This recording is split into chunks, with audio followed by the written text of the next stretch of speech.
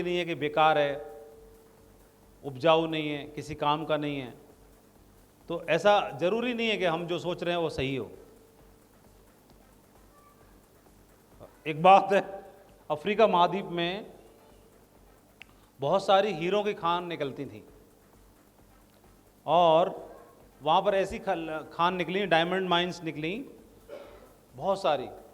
तो वहीं पर एक गांव में एक लड़का अक्सर डायमंड माइंस के बारे में सुनता था कि अक्सर यहाँ पर डायमंड माइंस निकलती हैं, हीरे की खान निकलती हैं।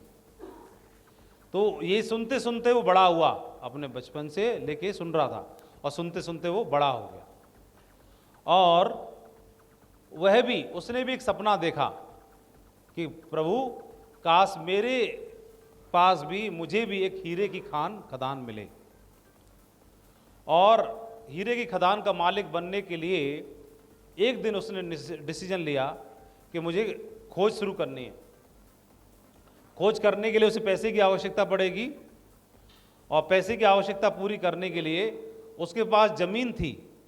उस ज़मीन को उसने बेच दिया और ज़मीन को बेच करके, क्योंकि उसमें अच्छी खेती होती नहीं थी, खेती करता था, खेती होती नहीं थी और मिट्टी खराब थी, ऊसर भूमि थी। तो उसने बोला कि इसको बेच करके, और उसने पैसा जो मिला उस पैसे से वह निकल पड़ा कहाँ, हीरे की खदान ढूंढने के लिए। उसने अपना जानवर, खच्चर, घोड़ा वगैरह जो था वो ले लिया, उस पर अपना ज़रूरी सामान लाद लिया और महीनों की यात्रा करने के लिए वो निकल पड़ा हीरे की खदान ढूंढने के लिए।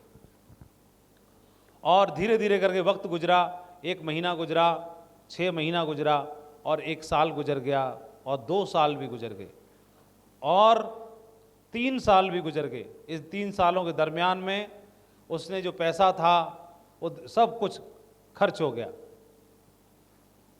सब खर्च हो गया। खर्च होने के बाद उसने एक दिन हताश, निराश था, सब कुछ खत्म हो चुका था, कोई हीरे की खदान उसे मिली नहीं। और उसने एक दिन चाय पीते पीते एक अखबार में एक न्यूज़ पढ़ी कि अफ्रीका महाद्वीप की अब तक की सबसे बड़ी हीरो की खदान मिली है, पाई गई है। तो वो तो रात दिन इसी के लिए निकला था। जब उसने और पढ़ा उसको कि अफ्रीका महाद्वीप की अब तक की सबसे बड़ी हीरो की खदान पाई गई है, और फिर जब और डिटेल पढ़ी तो जो हीरो की खदान जो पाई गई वह उसी जमीन में पाई गई जिस जमीन को वो बेच के चला गया था। इस जमीन को उसने बेच दिया था। उसकी जमीन में नीचे हीरे थे, इसलिए उसकी जमीन में फसल नहीं होती थी। लेकिन वो सोचता था कि जमीन मेरी कैसी है, ऊसर है, बंजर है, बेकार है। तो बंजर जमीन भी हमेशा जरूरी नहीं वो बंजर ही हो, वह हीरा उगलने वाली जमीन भी हो सकती है। और आपने किम्बरले डायमंड माइंस का नाम सुना होगा। दुनिया की सबसे बड़ी डायमंड माइंस है किम्बरले डायमंड माइंस। और किम्बरले डायमंड माइंस उस किसान की जमीन में मिली, समझ रहे हैं आप, उस जमीन में पाई गई। उसके पास आत्महत्या करने के अलावा कोई चारा नहीं था।